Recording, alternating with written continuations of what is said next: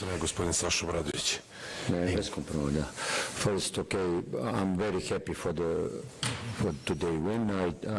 I'm in very hard physical condition, the guys who played in a national camp, and the one, who might lost the rhythm. We had some problems with the fluidity in the game, with the physicality, but again, like many times in other games, we found the rhythm in the fourth quarter, and I'm pretty happy with this.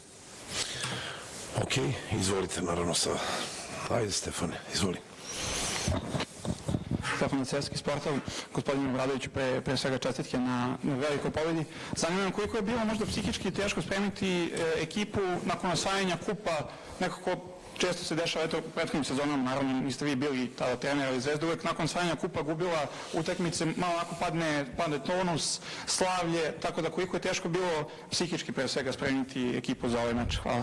Pa da, složio bi se. Pa jedan i drugi je razlog. Prvi razlog je bio to, vrate, što smo osvojili, pa malo euforija osvajanja, pa mentalna neka praznina, posle svega toga je emotivna. S druge strane, igrači koji su praktično sami bili nedelju dana, trenirali jesu i bili su vrlo motivisani da ne ispadnu iz forme. Međutim, sad ponovo sjedinjavanje i ponovo igra i ponovo traženje neke hemije, bez obzira koliko se to pre znalo, nam je predstavljao problem. Mislim da malo falilo nam je tečnost u igri, falilo nam je možda taj neki atom snage da uzimamo te neke izgubljene lopte ili ničije lopte, ali opet kao mnogo puta pre toga u četvrtoj četvrtini našli smo načina, prvo u odbrani dobro i uz neke lake poene došli do pobede značajne. Izvoli.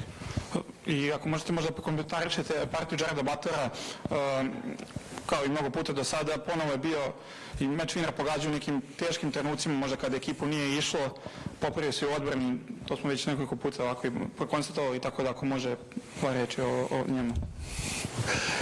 Pa i meni ponekad mi nije jasno kako čovjek daje koše, s kojom lakoćom, stvarno nevjerovatno. Mislim, imaš talentovane igrače, trenirao sam stvarno jako talentovane igrače, ali praktično na svaki mali uzorak, što kaže, ili mali broj pokušaja uvijek je produktivan. Nešto nevjerovatno, čak u nekim situacijama kad ti se čini da je psihički negde pao, on je i dalje tu. Onda ti opet s druge strane neshvatljivo da izgubi neku loptu na način na koji to uradi, ali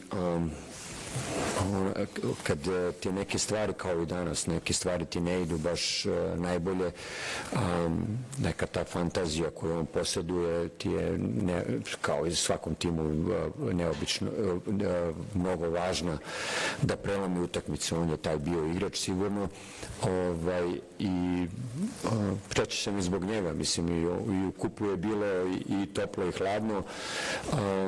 Dobro je da smo našli eto i petorke koje će na kraju da završi utakmicu. Ima li još pitanja? Nema, hvala.